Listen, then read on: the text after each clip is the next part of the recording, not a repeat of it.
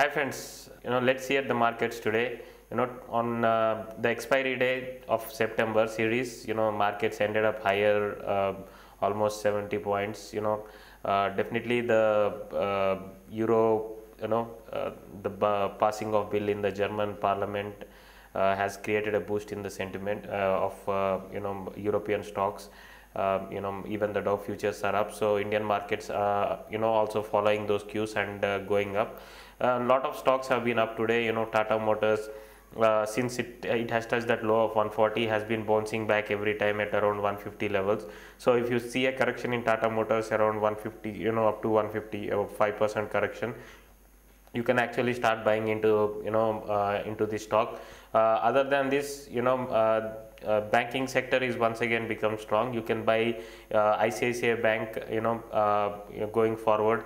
IT rally I think is pretty much done, especially in Infosys, because the max it can go up to is 2600 right now, where you can actually go short with a target of around 2450 once again.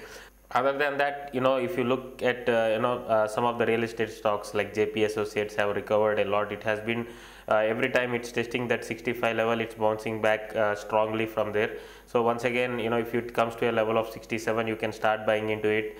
Actual value I can see somewhere is in the public sector banks. All the mid cap banks have been beaten down, as I mentioned a lot of times before. So you can buy, these are safe bets with almost 40 to 50% returns in the next 3 to 6 months. So you can definitely buy those stocks, but try and avoid commodities for the time being. Today's passing of bill in German parliament might create a rally in silver. Try to sell into that rally, because around 54, 55, you will once again hit resistance. Other than this, if you have any questions or queries, please contact me at money@highbiz.tv.